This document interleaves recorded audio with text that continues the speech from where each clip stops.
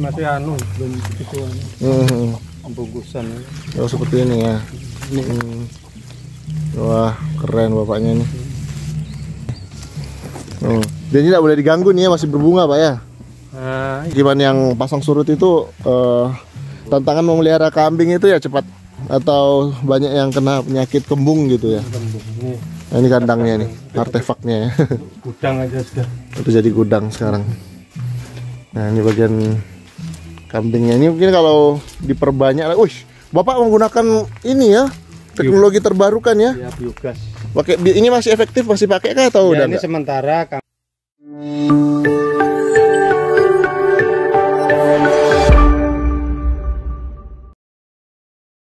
Oke Sobat Survivor dimanapun Anda berada, kembali lagi di YouTube channel Lesian Survivor. Kita masih di lokasi transmigrasi saat ini. Kita mengunjungi pemukiman transmigrasi SP5 di Desa Salim Batu. Kita mengunjungi masyarakat tani, masyarakat transmigrasi yang ada di lokasi ini. Nah Sobat Survivor, di rumah ini ada Pak Tumilan, warga transmigrasi dari Jawa Timur. Nah kita akan mengunjungi rumah beliau. Rumahnya begitu asri, 11 tahun tinggal di sini, begitu serius mengelola lahannya sehingga tanaman-tanaman buahnya, sapinya, dan usaha-usaha lainnya bisa berjalan dengan begitu sangat bagus. Assalamualaikum. Sama Pak Tumilan kita mengunjungi rumahnya. Nah ini rumahnya Sobat Survivor. Walaupun sore di panas yang terik, ini terasa sangat adem ini. Gimana kabar Pak Tumilan? Alhamdulillah sehat mas. Iya, kita akhirnya sampai di rumah beliau. Beliau adalah seorang YouTuber juga. Nah kebetulan kita mempertemukan dua YouTuber dari dua satuan pemukiman berbeda. Yang satu dari SP5, yang satu dari SP10 ini. Sudah diskusi Pak terkait usaha-usahanya Pak? Sama usaha YouTube-nya dengan sudah sampai jalan tadi tukar pengalaman. Tapi paling tidak kan sampai yang lebih. Siap. Sama-sama belajar. Masih Pak. Perlu ya Mas ya. Bimbingan. Gimana nih Pak? Saya lihat tanamannya ini paling beda nih, tanaman-tanamannya wapi-wapi ini, tanaman buahnya di belakang. Nanti kita boleh liput ya. Nanti ke belakang nanti. Jalan. Sambil cari yang agak besar dikit kan. Kalau saya lihat Bapak ini bisa menjadi inspirasi buat warga yang lain untuk tetap semangat mengelola lahan dan bisa seproduktif ini. Bapak asalnya dari desa mana Pak? Kalau kelahiran sih Kediri, Desa Stonorjo, Kecamatan Keras. Tapi kalau kami ikut TRAN itu ikut wilayah Kabupaten Tulungagung. Kampung dari istri? Kampung dari istri. Oh, dari Tulungagung ya? Tulungagung Jeli. Berarti barengan sama Pak Bandi? Duluan saya Mas. Pak Bandi kan berapa tahun Pak? 6 bulan aja kok. Oh gitu. Ya. 6 bulan. 6 bulan aja. Gimana Pak setelah kurang lebih 11 tahun di lokasi ini, apa yang sudah Bapak anggap sebagai perkembangan dari sejak datang? Ya kalau saya merasakan ini yang terpenting kita kan mau berbuat Mas. Bagaimana supaya kita ikut transmigrasi itu ada perubahan. Ya kalau yang kami rasakan saat ini sudah signifikan sih. Artinya kami sudah dari awal datang tuh sudah punya konsep ya. Bagaimana nanti supaya kita tanam di lokasi ini tidak bongkar pasang. Beda dengan sayuran, padi kan bongkar pasang. Buah ini kan langsung sekali tanam tinggal perawatan. Contoh nanti kebun saya lah di belakang blimbing itu kan bisa sana kan bertukar pengalaman. Selain kambing selain buah tadi saya lihat ada sapinya itu. Ya syukur alhamdulillah di kandang masih ada 2. Ada 2. Memang tujuan sapi kita tetap optimis. Kami kan merasakan Thomas di sini kalau kita butuh dana besar, sewaktu-waktu langsung panggil yang namanya belantik sapi lah kalau bilang orang Jawa kan, langsung datang bayar sudah. Tak repot, kalau sapi sini nyaman lah kita mau jual belinya. Kalau kambing Pak? kambing kalau di sini itu masih resiko, Mas. Saya kan punya kandang juga, pernah melihara. Resikonya kembung, penyakit kembung itu loh. Kalau sapi tidak terlalu berisiko atau gimana? Enggak. Ada sih 1-2 aja kalau sapi. Kalau kambing tuh rata-rata kayak setiap yang punya kandang tuh pasti mengalami kematian kambing di sini. Tingkat kematiannya tinggi Pak ya? Tinggi. Sakit pagi sore mati. Tuh kambing. Kembung rata-rata Mas, kembung. Itu yang dialami untuk peternak sapi. Jadi Bapak lebih milih tanaman-tanaman buah Pak ya? Buah, karena saya kan orang sibuk di luar. Kalau nggak menanam buah, waduh, nggak jadi panen. Kalau buah ini mungkin kita mantau sebentar aja sudah cukup. Kalau kayak sayuran tiap hari kan kita harus ngontrol, nyangkut dan lain-lain. Iya. Kita boleh jalan-jalan Pak? Masih ada waktu kita jalan-jalan ke belakang dulu Pak? Ke belakang. Iya. Ayo Pak. Sama Pak Jumiran nih, siapa tahu Pak Jumiran punya terinspirasi tanam buah-buah juga di kebunnya nih. Sudah Pak ya? Sudah mulai tanam ya? Sudah. Buah kelapa. Buah kelapa. Kalau aslinya rumah Trans itu awalnya warna apa Pak? Warna putih kah? Warna apa? Ini ya putih. Putih di dalam putih. Putih, kemudian Bapak kasih warna hijau sesuai dengan warna alam sekitarnya ya. Warna daun belimbing ya. Oke, Sobat Survivor, jadi kali ini kita ada kesempatan untuk langsung melihat tanamannya Pak Tumilan di belakang. Betul Pak ya, Pak Tumilan ya? Betul. Nah, kita langsung jalan-jalan ke belakang saudara-saudara.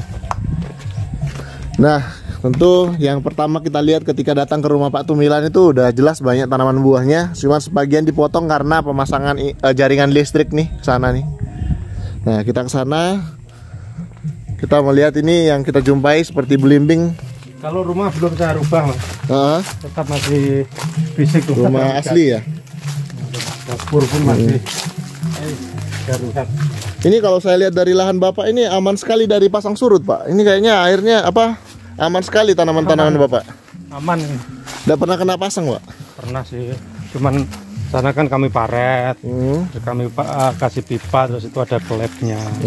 Jadi kalau pasang, ya kan nutup klep itu otomatis, kalau surut buka, jadi bisa dikendalikan. Bisa dikendalikan. Terus ini sapi Bapak ini yang selalu dicarikan pakannya setiap hari ya?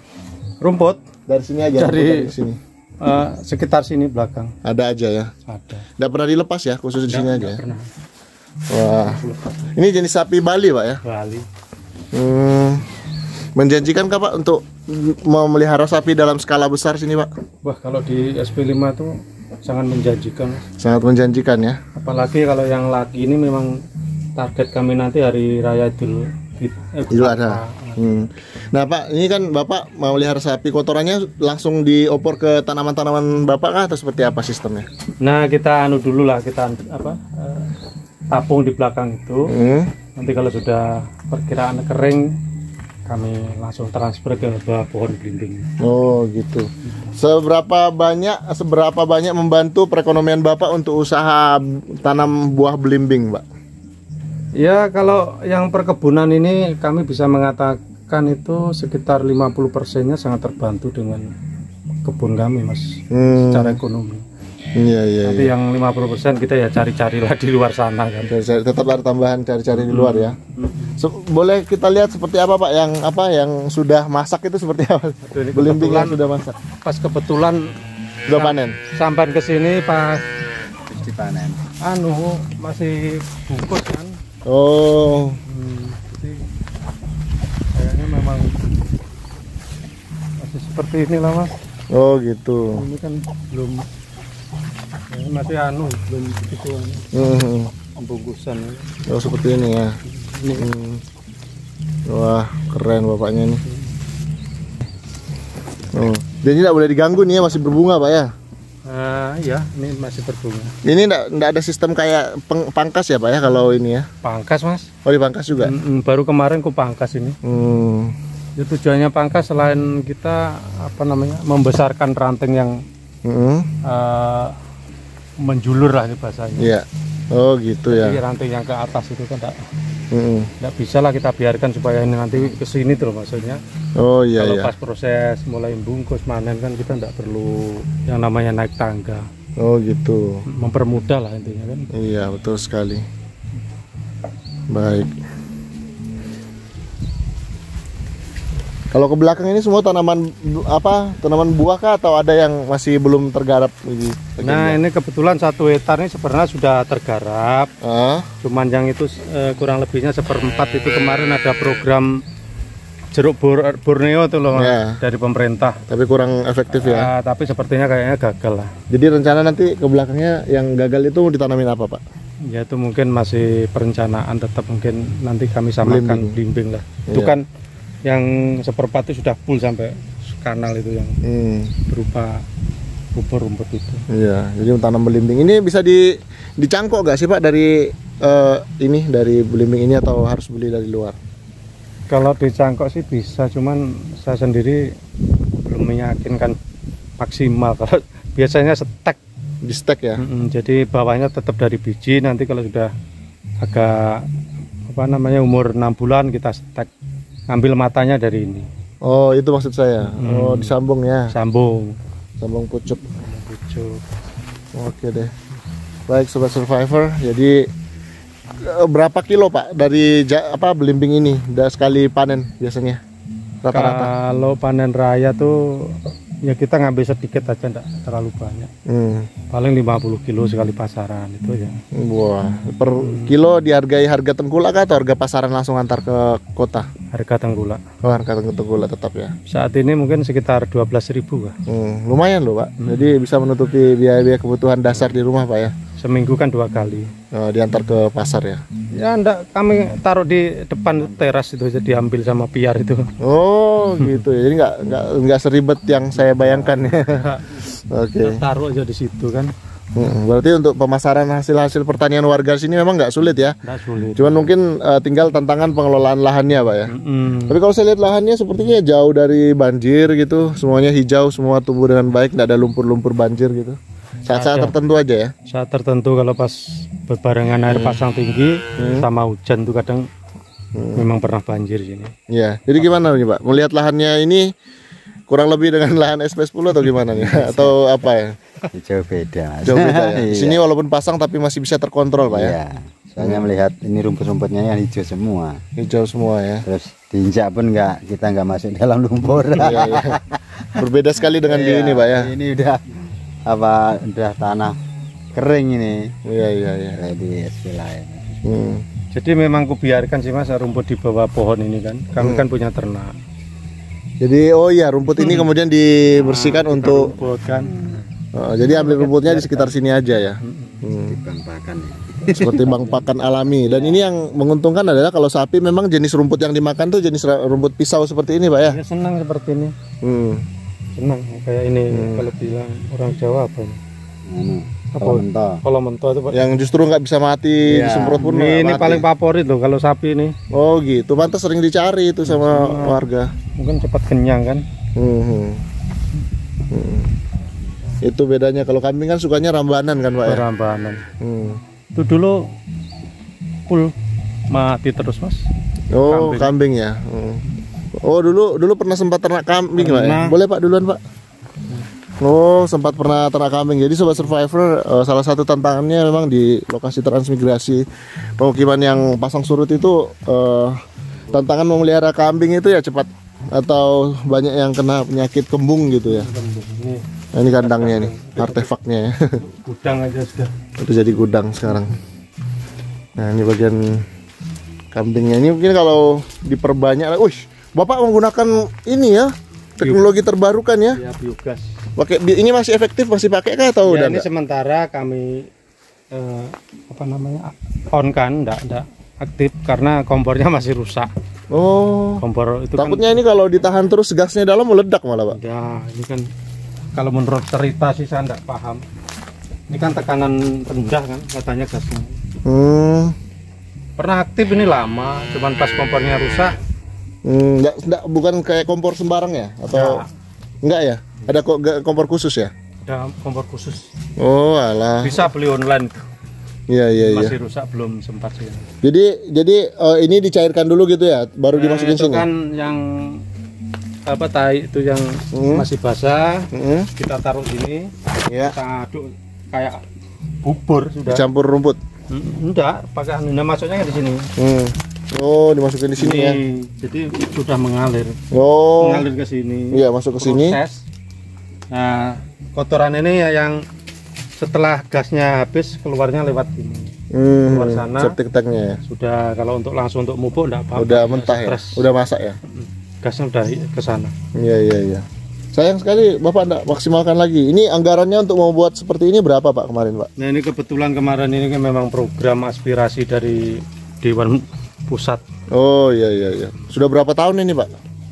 Ini kira-kira mungkin kalau 5 tahun ada mungkin ini. Sudah ada ya. Wah, luar biasa, ini sudah punya reaktor nih Sobat Survivor. Ini reaktor gas ini. Ini kita salut ya, di lokasi transmigrasi ternyata pernah ada program reaktor gas untuk kotoran sapi. Nah, ini menjanjikan sekali karena sebenarnya ini sekaligus pabrik pupuk alami ya, yang tidak akan berhenti menghasilkan pupuk. Kan begitu Pak Jumiran? Iya, betul. Ini Pak Jumiran banyak belajar di sini, semoga nanti bisa dikembangkan di kampungnya. Di SP 10 gitu ya, luar biasa. Oke Pak, kita kembali. Nah, ini tanaman-tanamannya di bagian belakang. Ini toiletnya Pak ya? Atau apa? Toilet itu. Kamar mandi. Oh ya, kamar mandinya.